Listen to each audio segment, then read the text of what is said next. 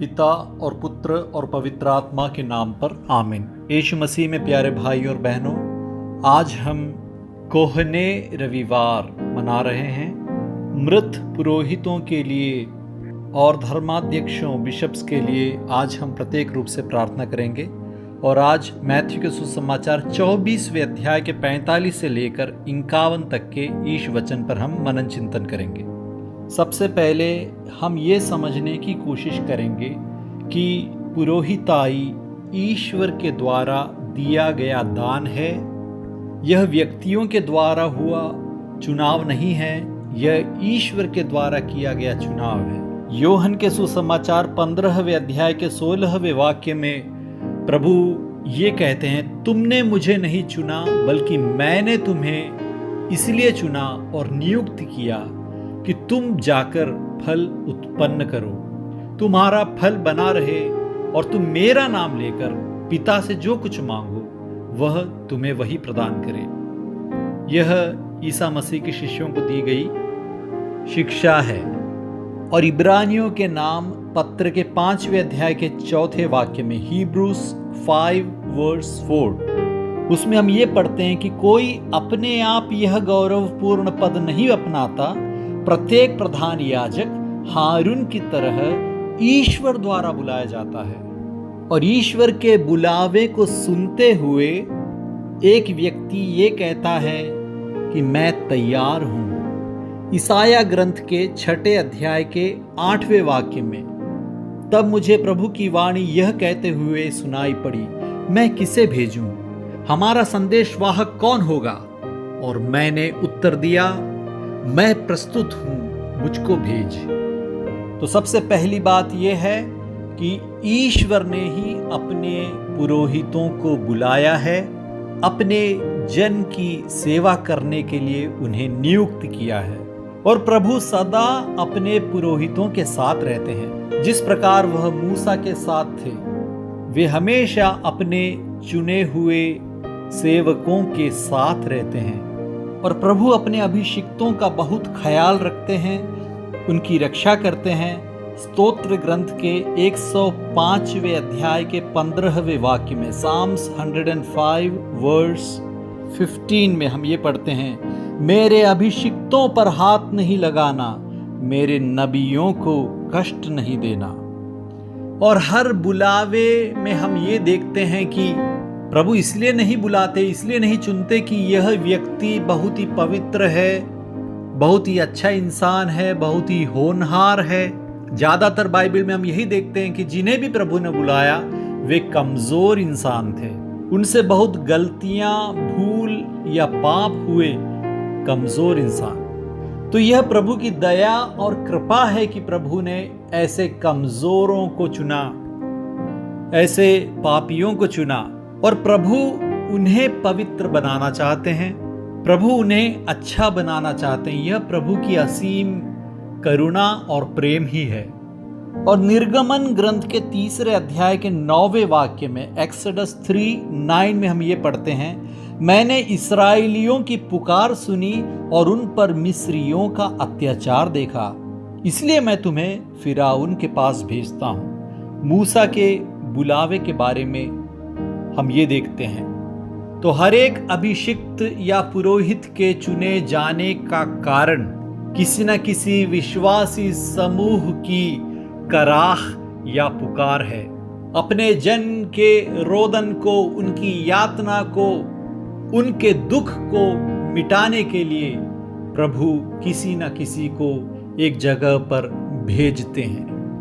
Daniel के ग्रंथ के 13वें अध्याय के 44वें और 45वें वाक्य में हम ये देखते हैं कि सुसन्ना की पुकार को प्रभु देखते हैं, उसके दुख और संकट को देखते हुए प्रभु दानिएल को चुनते हैं और उसे शक्ति प्रदान करते हैं कि वो सुसन्ना के लिए बात करे।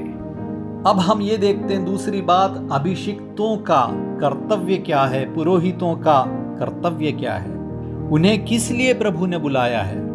हम खासकर 3 बातें यहां पर कह सकते हैं। पहली बात, अपने लोगों को सही समय पर भोजन देने के लिए और सही समय पर देने के लिए प्रभु पुरोहितों को चुनते हैं, अभिषिक्तों को बुलाते हैं। क्या है वह भोजन? वह भोजन है ईश्वर की वाणी, ईश्वर का वचन। प्रभु की वाणी अपनी जनता के पास पहुंचाने के लिए, उसका अर्थ उन्हें समझाने के लिए ही प्रभु अपने पुरोहितों को चुनते हैं। एजेकिएल के ग्रंथ के 3 अध्याय के 17वें वाक्य में हम ये पढ़ते हैं, मैंने तुम्हें इस्राएल के घराने का पहरेदार नियुक्त किया। तुम मेरे मुख का वचन सुनकर उन्हें मेरी ओर से चेतावनी दोगे। अपनी जनता को चेतावनी देने के लिए, जब वो गलत मार्ग में जाएं तो उन्हें समझाने के लिए, उन्हें चेतावनी देने के लिए प्रभु अपने पुरोहितों को पहरेदार के तरह चुनते हैं, नबी की तरह चुनते हैं। मार्कुस 16 के 15वें वाक्य में, संसार के कोने कोने में जाकर सारी सृष्टि को सुसमाचार सुनाओ। सुसमाचार का प्रचार करने के लिए, ईश्वर के वचन को फैलाने के लिए ही प्रभु अपने पुरोहितों को चुनते हैं। और पुरोहितों का दूसरा कर्तव्य क्या है? क्या बांटना है, क्या देना है? पवित्र संस्कार को देना, सैक्रामेंट्स को देना। अंतिम भोज के अवसर में प्रभु ने कहा, रोटी लेकर यह मेरा शरीर है, दाखरस लेकर यह मेरा रक्त है, तुम मेरी याद में, मेरी स्मृति में यह किया करो। पवित्र कुर्बाना अर्पित करने के लिए अपने पुरोहितों को प्रभु चुनते हैं, ताकि उनके द्वारा वह हमेशा अपनी जनता के बीच में रह सकें। मैथ्यू के सुसमाचार 28वें अध्याय के 19वें वाक्य में, तुम लोग जाकर सब राष्ट्रों को शिष्य बनाओ और उन्हें पिता, पुत्र और पवित्र आत्मा के नाम पर बपतिस्मा दो। बपतिस्मा देने के लिए, लोगों को ईश्वर की संतान बनने का न्योता देने के लिए, ईश्वर की कलीसिया का अंग बनने के लिए बपतिस्मा दे सकें, इसलिए प्रभु अपने पुरोहितों को चुनते हैं। योहन के सुसमाचार 20वें अध्याय के 23वें वाक्य में, तुम जिन लोगों के पाप क्षमा करोगे वे अपने पापों से मुक्त हो जाएंगे, और जिन लोगों के पाप क्षमा नहीं करोगे वे अपने पापों से बंधे रहेंगे। अपनी जनता के पापों को पुरोहित के हाथों के द्वारा क्षमा करने के लिए प्रभु अपने पुरोहितों को चुनते हैं। पाप क्षमा तो ईश्वर करते हैं, लेकिन ईश्वर ऐसा अपने पुरोहितों के द्वारा, अभिषिक्तों के द्वारा करना चाहते हैं। तो पाप मोचन का अधिकार जो सिर्फ ईश्वर का है, वह अपने शिष्यों में, अपने पुरोहितों में बांटते हैं। मार्कुस के सुसमाचार के 6 अध्याय के 13वें वाक्य में, मार्क 6:13, वहां पर ईसा के द्वारा भेजे गए प्रेषित शिष्यों ने क्या किया? बहुत से अबदूतों को निकाला और बहुत से रोगियों पर तेल लगाकर उन्हें चंगा किया। अनॉइंटिंग ऑफ द सिक, तेल के द्वारा लोगों को चंगा करने के लिए प्रभु अपने पुरोहितों को चुनते हैं। तो इस प्रकार पवित्र संस्कार के द्वारा ईश्वर की कृपा लोगों को प्राप्त हो, इसीलिए प्रभु अपने पुरोहितों को एक माध्यम की तरह, चैनल की तरह, उपकरण की तरह चुनते हैं। और तीसरी बात, ईसा मसीह का प्यार, उनकी दया, उनकी करुणा, उनकी सांत्वना, हमदर्दी, ये सब कुछ अपनी जनता को प्राप्त हो सके, इसलिए प्रभु अपने पुरोहितों को चुनते हैं। उनका कर्तव्य यह है कि जिस प्रकार प्रभु ने अपने शिष्यों के पांव धोए, उसी प्रकार पुरोहित और अभिषिक्त भी उसी प्रकार अपनी जनता के पांव अभिषिक्त और पुरोहित धो सके, उनकी सेवा कर सके। उन पर अधिकार जताने के लिए या अधिकार जमाने के लिए नहीं, उनके सेवक बनकर, अपनी जनता के सेवक बनने के लिए प्रभु ने अपने अभिषिक्तों और पुरोहितों को चुना है। और सुसमाचार के तीसरे संदेश में यदि हम देखें तो एक पुरोहित और अभिषिक्त को कैसा होना चाहिए? उसे एक ईमानदार और विवेकी सेवक होना चाहिए, प्रूडेंट। पुरोहित और अभिषिक्त सेवक को अपने स्वामी ईसा मसीह के प्रति वफादार होना चाहिए, और ईसा मसीह ने जिस जनता को इस पुरोहित के पास दिया है, उनके भी प्रति ईमानदार और वफादार और विश्वस्त होना चाहिए। और विवेकपूर्ण रवैये से इनका नेतृत्व देना चाहिए, क्योंकि कोई भी पुरोहित या बिशप या अभिषिक्त ईश्वर की जनता के स्वामी नहीं होते। स्वामी तो सिर्फ और सिर्फ ईसा मसीह हैं, बल्कि उस स्वामी के द्वारा नियुक्त सेवक होते हैं। और ईसा मसीह के दूसरे आगमन तक जनता का, विश्वासी समूह की रक्षा करना, उनकी देखभाल करना, उन्हें ईश्वर की वाणी सुनाना, उन्हें सही मार्ग पर ले जाना, उन्हें पवित्र संस्कार के द्वारा पवित्र करना, स्वर्ग प्राप्ति के लिए उन्हें तैयार करना, ईसा मसीह की प्यार, दया और करुणा को उनमें बांटना, उनका हौसला बढ़ाना, उनके साथ रहना, ये सब कुछ एक विश्वस्त सेवक की जिम्मेदारी है। और जब दूसरे आगमन में, जब भी प्रभु आए, दूसरा आगमन तो तय है, हम नहीं जानते कब होगा, लेकिन ईसा मसीह जरूर आएंगे, क्योंकि जो वादा उन्होंने किया है वह उस पर अमल जरूर करेंगे। लेकिन हमें नहीं मालूम वे कब आएंगे। लेकिन जब भी वे आए, तब तक विश्वस्त और ईमानदार सेवक के रूप में जिस अभिषिक्त या सेवक को प्रभु पाएंगे, उसे स्वर्ग में बहुत बड़ा आदर और सम्मान प्रभु प्रदान करेंगे। लेकिन यदि अभिषिक्त पुरोहित सेवक गलत रास्ते में खुद जा रहे हैं, स्वयं एक पवित्र जीवन नहीं बिता रहे हैं, जिम्मेदारी नहीं निभा रहे हैं, ईश्वर की जन को, विश्वासी समूह को यदि वह पवित्र संस्कार और प्रभु की वाणी से और प्यार, दया और करुणा से वंचित रख रहे हैं, तो ऐसे बेईमान सेवक को प्रभु के द्वारा निश्चित रूप में दंड प्राप्त होगा। इसलिए प्रभु सावधान रहने के लिए कह रहे हैं और कह रहे हैं कि हमेशा तैयार रहो। जब मालिक लौटेंगे, स्वामी लौटेंगे, तब सेवक को हमेशा सजग और तैयार रखना है और विश्वासी समूह को तैयार बनाना है।